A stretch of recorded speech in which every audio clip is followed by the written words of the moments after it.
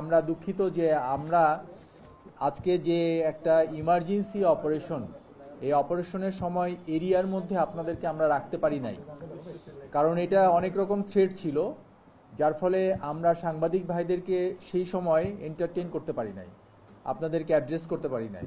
এই জন্য আমরা দুঃখিত। এই জন্য আজকে আপনাদের জন্য ওপেন ফ্লোর আমরা দিয়েছি, যেন আপনারা মুক্তভাবে আমাদের এই রিপোর্ট সংগ্রহ করতে পারেন।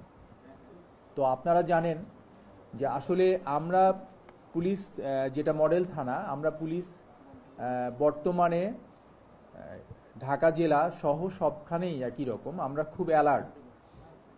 আমরা অ্যালার্ট হলো যে জনসাধারণের নিরাপত্তা নিয়ে, জনগণের নিরাপত্তা নিয়ে। এই জন্য আপনি দেখেন ঘটনাটা ঘটার সাথে সাথে 999 যেটাতে কল হয়েছিল, কল হওয়ার সাথে সাথে আমাদের এই যে মডেল থানার যে দক্ষিণ কেরানীগঞ্জ মডেল থানা, যেটা দক্ষিণ কেরানীগঞ্জ থানার যে যারা ডিটি অফিসার ছিল, যারা কর্মকর্তা ছিল, তাদের তৎক্ষণাৎ দ্রুততম সময়ের মধ্যে ঘটনাস্থলে পৌঁছে গিয়েছে।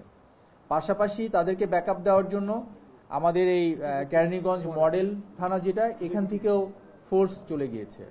আমাদের এখানে যে দুই থানার এলাকায় যে ডিবি টিম আছে তারা গিয়েছে, পাশাপাশি আমাদের যে এখানে সার্কেলের দায়িত্বে যে অফিসার আছে সে চলে গিয়েছে।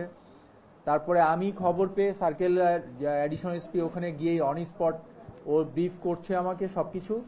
দেখলাম যে ঘটনাটা একটু সামনের দিকে আরও জটিল রূপ নিতে পারে, এই জন্য আমি আমার আলফা 2 আমরাও এখানে চলে এসেছি। পাশাপাশি আমরা যেহেতু মাঠে যৌথ বাহিনী কাজ করছি আমরা একসাথে, এখানে আমরা র্যাবের সিও সহ, র্যাব 10-এর CO Khalid, additional DIG Khalid, উনি এসে হাজির হয়েছেন। তারপরে আপনার সেনাবাহিনীর সিও 19 বীরের সেও এসে হাজির হয়েছে। পাশাপাশি ডিএমপি সোয়াপ টিম যেটা আছে আমাদের, তারাও মুভ করেছে। আমাদের প্ল্যানে পুরোটাই যেন সেফটি সিকিউরিটি নিয়ে জনসাধারণের সেবার জন্য, জনসাধারণের নিরাপত্তার জন্য আমরা সকলেই প্রস্তুত, এবং আজকে এটার একটা ভালো আপনারা দেখতে পেয়েছেন, মাঠে প্র্যাকটিক্যাল দেখতে পেয়েছেন।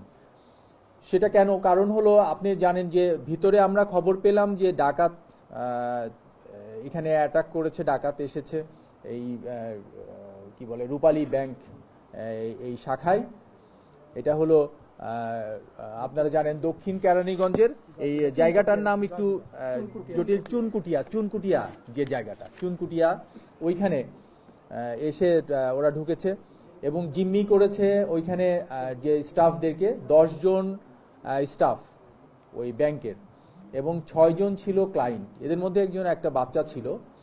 তো এই ক্লায়েন্টদেরকে জিম্মি করে আর ডাকাত দল, আসলে আমি আমার জায়গা থেকে আমি তাদেরকে ইন্টারোগেশন করে এবং তাদের সাথে কথা বলে যতটুকু বুঝছি, তারা আসলে মাইনর এজের ছেলেরা। একজনের বয়স 22 বছর, ও একটু ম্যাচিউর, আর বাকি 2 জনের 16 বছর। তো ওদেরকে আসলে একদম অপরাধী একবারে ফাইনালি বলা ক্ষেত্রে আমাদের জায়গা থেকে আমার মনে হচ্ছে যে তারা কোনোভাবে মিসগাইডেড। আমরা ওইটা নিয়ে খুঁটিয়ে দেখছি, আমাদের এতক্ষণ ইন্টারোগেশন করেছি, এখনো পর্যন্ত আমরা তেমন কিছু পাই না। তবে আমার কাছে মনে হয়েছে তারা অ্যাডভেঞ্চার হিসাবে নেওয়ার মতো মনে হয়েছে। যাই হোক, ওরা আমরা পৌঁছানোর পরে আমাদের যে সার্কেলের অ্যাডিশনাল এসপি, সে অলরেডি ওদের সাথে কথাবার্তা বলা শুরু করেছিল, ওদের সাথে মোবাইলে কথা বলা শুরু করেছিল। ওদের কাছে একটা মোবাইল ছিল, মোবাইল নাম্বারে ওদের সাথে কল করার, প্রথমে ফোন এমনি সামনাসামনি কথা বলে, দূর থেকে কথা বলে, ওদের কাছ থেকে মোবাইল নাম্বার নিয়ে, তারপরে মোবাইলে কথা বলে ও অনেক দূর এগিয়ে নিয়েছিল। তারপরে আমি এসে তাদের সাথে রেগুলার কথা বলেছি। আপনারা অনেকে যারা আশেপাশে ছিলেন তারা দেখেছেন, আমরা কিন্তু আইজি স্যার আমাদেরকে লাইভে ইনস্ট্রাকশন দিয়েছে, অনেক দিক নির্দেশনা দিয়েছে, সেফটি নিয়ে করেছে স্যারের, এবং আমাদের রেঞ্জের ডিআইজি স্যার উনি ফিজিক্যালি এখানে উপস্থিত হয়েছেন, অ্যাডিশনাল ডিআইজি। ব্যাপকভাবে আমরা অ্যালার্ট ছিলাম যেন এই এলাকায় জনসাধারণের এবং জনগণের নিরাপত্তায় কোনো রকমের ব্যাঘাত না ঘটে এবং কারো যেন জীবনের ঝুঁকি এবং হুমকি যেন না আসে। তো আমাদেরকে আইজি স্যার সরাসরি লাইভে একটাই দিক নির্দেশনা দিয়েছে, একটাই ইনস্ট্রাকশন দিয়েছে, সেটাই আমরা পালন করার চেষ্টা করেছি। সেটা হলো কোনো লাইফ যেন এখানে থ্রেট না থাকে, কোনো লাইফ যেন আমরা তাদের ডেথ মানে এই জায়গাটা মৃত্যু ঝুঁকিতে যেন কেউ না থাকে এবং মৃত্যুবরণ যেন না করে, কোনো অস্ত্র ইউজ না করে যতটুকু পারা যায় ওদের সাথে নেগোশিয়েট করে তোমাদেরকে ওখানে সফল হতে হবে। তো আমরা ওই পলিসিতে আমরা দীর্ঘক্ষণ কথা বলেছি, দীর্ঘ 2-3 ঘন্টা ধরে ওদের সাথে কয়েকবার আমরা তার সাথে ফোনে কথা বলেছি, বিভিন্নভাবে ওরা যেটা বলতে চেয়েছে সেটা আমরা শুনেছি, ধৈর্য সহকারে শুনে ওদের সাথে একত্রতা ঘোষণা করেছি। ওরা সেই সময় যে বক্তব্যটা দিয়েছিল সেটার প্রতি আমি ওদের সমর্থন দিয়েছিলাম, কারণ ওরা বলেছিল যে একজন মৃত্যুসজ্জায় একটা রোগীকে, কিডনি পেশেন্টকে বাঁচানোর জন্য তাদের টাকা দরকার, এই টাকাটা তারা দিতে চায় সেখানে। তো ওইটা জন্য আমরা বললাম ওকে, তোমরা যে টাকাটা নিয়েছো বা নিতে চাও এখান থেকে নিয়ে আমরা পৌঁছাই দিব, তারপরে তোমরা নিজেদের ঝুঁকি নিবা না, জীবনের ঝুঁকি নিবা না, এবং আমাদের এখানে যাদেরকে তোমরা জিম্মি করেছো, যে সাধারণ মানুষ যারা এখানে জিম্মি হয়েছে তাদেরও যেন কোনো রকমের ক্ষতি সাধন না করা হয়। তো ওরা কথা দিয়েছে, আমাদেরকে ফোনে কথা দেওয়ার পরে আমরা তাদেরকে অ্যাপ্রিসিয়েট করেছি এবং তাদেরকে আমি ছোট ভাইয়ের মতো করে, আমরা অনেক বয়সে অনেক ছোট, ওরা আমাদের সন্তানদের মতো, তো আমরা ছোট ভাই বলে, সন্তান বলে তাদেরকে বারবার বুঝিয়েছি যে তোমাদের এখানে কোনো, তাহলে আমরা দেখছি না যে তোমরা কোনো দোষ করছো, ঠিক আছে, তোমাদের টাকার প্রয়োজন, তোমরা নিচ্ছ, আমরা তোমাদেরকে নিয়ে এই অনেক ধরনের পলিসি যেগুলো আমরা নিই সাধারণত ক্রাইম ম্যানেজমেন্টে, সেইভাবে আমরা কথা বলে তাদেরকে ফাইনালি আমরা কনভিন্স করতে পেরেছি।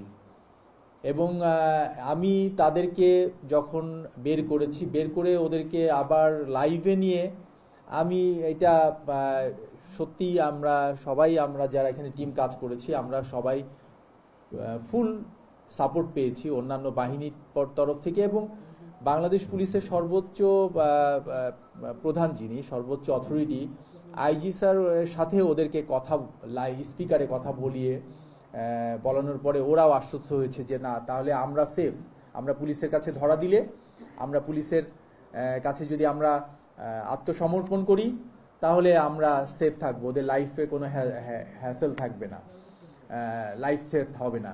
এই জন্য তারা কিন্তু আমাদের কাছে ওরা আত্মসমর্পণ করে। তারা অস্ত্রগুলো, আমি বলেছি আগে তোমরা আগে অস্ত্রটা দিয়ে দিবা, তারপরে তোমাদের টাকা নিয়ে তোমরা বের হয়ে আসবা, আমরা তোমাদেরকে সম্পূর্ণ সেফটি সিকিউরিটি সব দিয়ে আমরা ওদেরকে গাড়িতে করে নিয়ে এসে, আমরা এতক্ষণ ধরে আপনাদেরকে একটু সময় লাগলো কারণ তাদের অনেক কিছু জিজ্ঞাসাবাদ করে আমাদের কাছে এই পর্যন্ত এখন যতক্ষণ ওদের সাথে কথা বললাম তাতে মনে হয়েছে ওরা বিভিন্ন মুভি এই সমস্ত দেখা বা ভিডিও দেখা, এগুলোর উপরে ভিত্তি করে ওরা একটা অ্যাডভেঞ্চার হিসাবে নিতে গিয়েছে। তো তারপরে আমরা বলেছি যে তারা টাকাটা তোমরা কি করতে চাও, ওরা ওইখানে বলেছিল যে তারা পেশেন্টকে দিতে চায়, কিন্তু আমরা এখনো পর্যন্ত পেশেন্টের যে নাম দিয়েছে, তার ঠিকানা দিয়েছে, এগুলো ব্যাপারগুলো আমরা যাচাই বাছাই করছি। এখনো আমরা কনক্রিট ওইটার সিদ্ধান্ত নিতে পারছি না যে এটা আসলে ওদের মোটিভটা এটাই ছিল কিনা। পাশাপাশি ওদের কেউ বলছে, আমরা উদ্ধার করেছি ওখানে যেটা 18 লক্ষ টাকা ওদের ব্যাগ থেকে, তো এই 18 লক্ষ টাকার মধ্যে ওরা আবার কেউ বলছে যে মোবাইল ওদের পছন্দ, আইফোন পছন্দ, তো আইফোন কেনার একটা কথা বলছে। তো এই পর্যন্ত, আরও বাকিগুলো আমাদের ইনভেস্টিগেশনের ইস্যু আছে, ইনভেস্টিগেশনগুলো হলে তারপরে আমরা এগুলো আইনগত প্রক্রিয়াতে থাকবে। আর আমাদের যেগুলো আলামত বলে, যেটা আমরা যে ওখান থেকে যেগুলো উদ্ধার করেছি সেগুলো আপনাদেরকে অলরেডি উপস্থাপন করেছি, আপনারা দেখেছেন।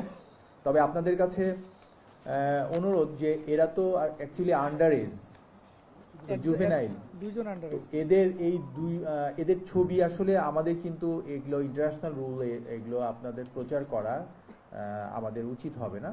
আপনারা চেষ্টা করবেন ব্লার করে ওগুলোকে প্রচার করা, কারণ ওদের ভবিষ্যৎ আছে। আমাদের সমাজে এরকম ধরনের অপরাধগুলো যেগুলো সংগঠিত হয়, শুরুতেই যদি আমরা সবাই অ্যালার্ট থাকি, এগুলো আমরা আপনারা যারা আছেন সেখানে উপস্থিত সবাই আমরা কেউ এটাকে এড়িয়ে যেতে পারি না, তাদের এই বিপথে যাওয়ার জায়গাগুলো থেকে। তো আমরা অ্যালার্ট হব যে আমাদের আশেপাশে যারা এরকম ধরনের সন্তানরা আছে, ছোট ভাইরা আছে, পরিবার আছে, তাদেরকে আমরা যেন এই সমস্ত ব্যাপারগুলোকে বিল্ড আপ করার জন্য, তাদেরকে সচেতন করার জন্য আমরা যেন সামাজিকভাবে কিছু দায়িত্ব নিয়ে কাজ করি, এই অনুরোধটা করব আপনাদেরকে। আপনাদের মিডিয়ার হাতে অনেক কিছু, আপনারা অনেক সমাজের জন্য অনেক কিছু করেন, আমাদের চোখ আপনারা অনেক কিছু আমাদেরকে দেন, আমরা এই জন্য সফল হই।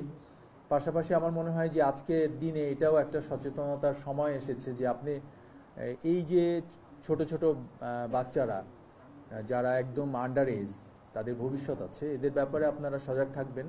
এইগুলো ব্যাপারগুলোতে আপনারা চেষ্টা করবেন যেন তারা কোনো পথে বিপথে যাওয়ার শুরুতেই যেন আমরা ফিরাই নিয়ে আসতে পারি।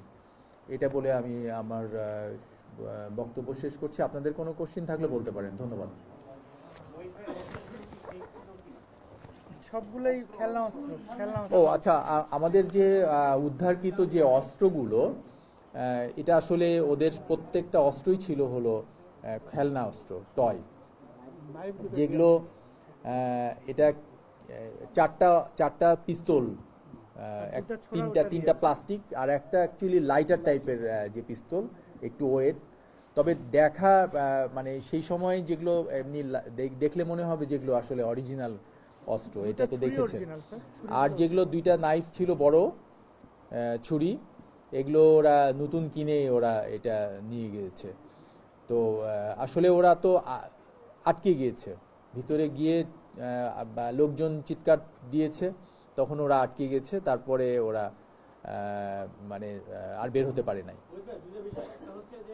তাদের যে বেশভূষা বা দেখে মনে হয়েছে যে তারা কি এই যে নতুন ড্রেস, মাস্ক এগুলো নতুন কিনেছে, চাকুটা নতুন মনে হয়েছে, পরিকল্পনা করে কাজ করেছে। এটা বলবে যে তারা আসলে এগুলো কোথা থেকে কিনেছে বা অস্ত্র খেলনা অস্ত্রগুলো কোথা থেকে সংগ্রহ করেছে। আরেকটা বিষয় হচ্ছে তাদের আবার তারা কোথায় থাকে, এই এলাকার স্থানীয় কিনা না দূরে কোথা থেকে। না, পরিকল্পনা ছিল কিনা, প্ল্যানিং ছিল একজন স্যার ড্রাইভার, দুজন ছাত্র স্যার, একজন মাদ্রাসা ছাত্র, এখন পড়াশোনা করে না।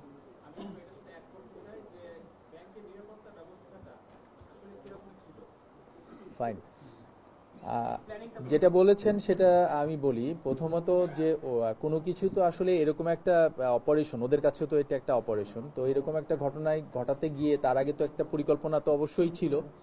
তো আমাদের প্রাথমিক জিজ্ঞাসাবাদ যেটা আমরা করেছি, খুব অল্প সময়, আপনারা দাঁড়িয়ে আছেন অনেকক্ষণ ধরে, আমরা সময় কমের মধ্যে যতটুকু জিজ্ঞাসাবাদ করেছি তাতে যেটা পেয়েছি সেটা তাদের একটা প্ল্যান করেছিল। তারা একটা প্ল্যান করেছিল যে এরকম একটা টাকা করব এই ব্যাংকের। এটা আমাকে ওই সময় যখন নিগোশিয়েট করি তখন আমি বলেছিলাম যে কেন তুমি এই ব্যাংকে এখানে আসছো, এরকম টাকা তো আমরা দিতে পারতাম, ডোনেশন টিয়া দিতে পারতাম এরকম। তো বলছে না, এই ব্যাংকের কর্মকর্তারা সবাই হলো দুর্নীতিবাজ।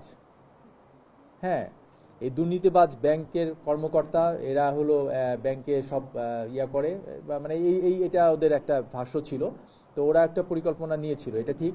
আর পাশাপাশি ওরা যেটা কিনেছে, ওরা তিনজনই একই রকমের ড্রেস, কাছাকাছি, এবং এটাও ওরা সংগ্রহ করেছে খুব অল্প সময়ের আগেই সংগ্রহ করে ওগুলো কিনেছে, মাস্ক, ঠিক আছে।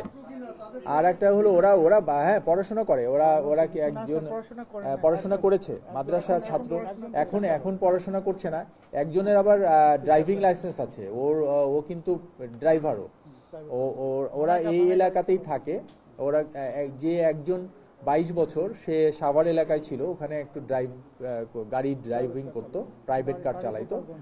আর ওর হোম ডিস্ট্রিক্ট অ্যাকচুয়ালি গোপালগঞ্জে, আর কাশিয়ানিতে ওর হোম ডিস্ট্রিক্ট। আর বাকিগুলো দুইজন এখানে লোকাল, আর দুইজন এখানে লোকাল।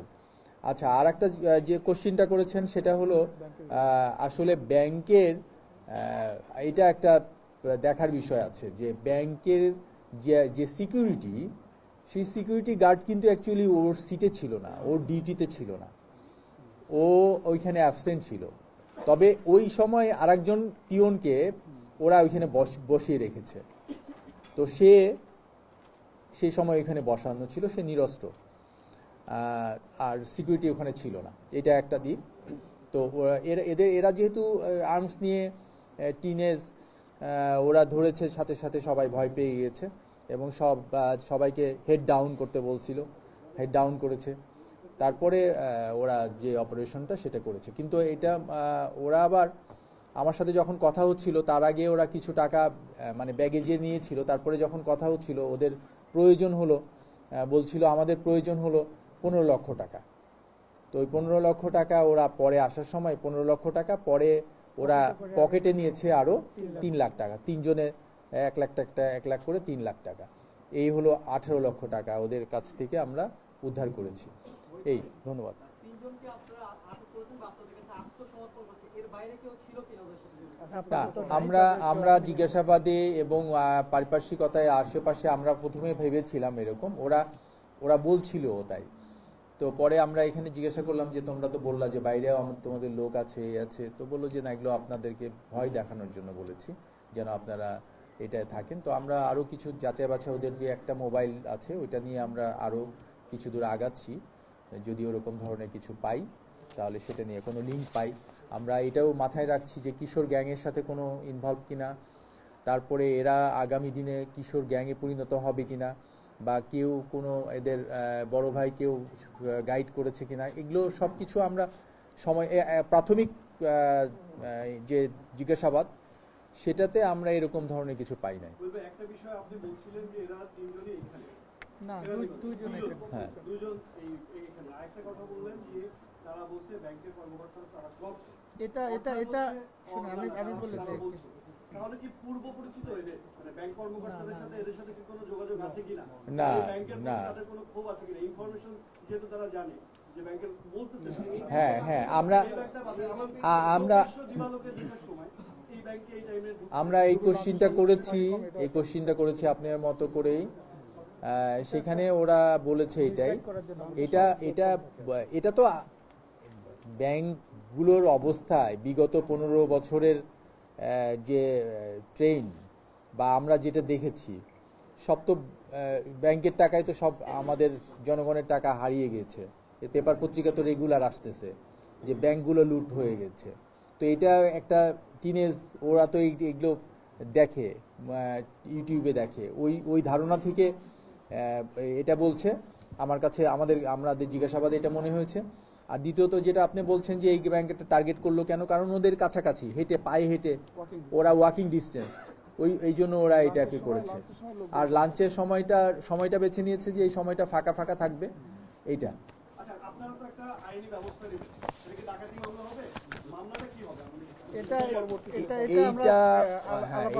এটা নিয়ে আমি আপনাদেরকে প্রথমেই বলেছি যে ওরা হলো আন্ডার এজ, তো ওদের ফিউচার, তারপরে সবকিছু আইনগত সবকিছু কোনটা সাপোর্ট করে, কিভাবে আমরা নিব, এগুলো একটু আমরা চিন্তা ভাবনা করে এক্স্যাক্টলি সবকিছু। হ্যাঁ, এনআইডি তো নাই, এক্স্যাক্টলি ওর তো এনআইডি নাই। হ্যাঁ, ওটা তো জুভেনাইল ডেলিকুয়েন্সি, যেটা এটাতেই আমাদের ওগুলো আসবে। তো ঠিক আছে, আইনের আমরা প্রক্রিয়া করছি, আমাদের এই সমস্ত প্রসিডিউর মেনটেন করবো। তো সবাইকে ধন্যবাদ।